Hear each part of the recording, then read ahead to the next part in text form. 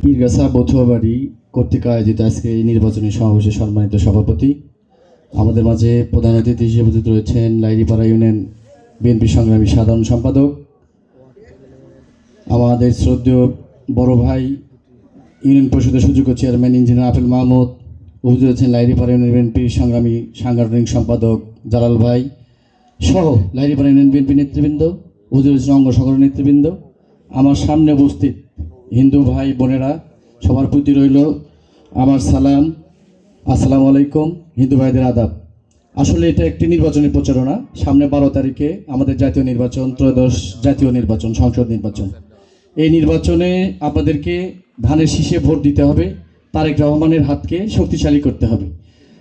আপনারা যে কথা বলছেন যে এখানে নিরাপত্তা বিষয়টা, আমরা জানি যে প্রায় আমাদের যে চেয়ারম্যান রয়েছেন আফেল মাহমুদ, উনি খালি শুধু আপনাদের বথুয়াবাড়ির নিরাপত্তার কথা নিয়ে ভাবেন না, উনি গোটা ইউনিয়নেরই নিরাপত্তার কথা নিয়ে ভাবেন এবং আমরাও তার সাথে থাকি, পাশে থাকি।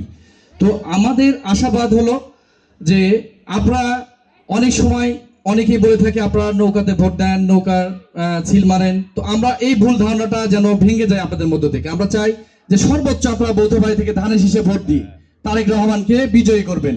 তো আমরা ভোট দেবো কিসে? ধানের শীষে। আমরা ভোট দেবো কিসে?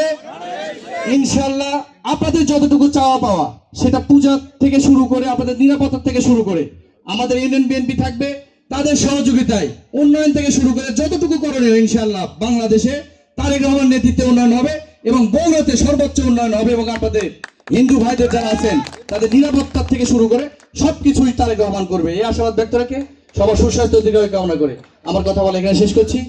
আসসালামু আলাইকুম। ধন্যবাদ।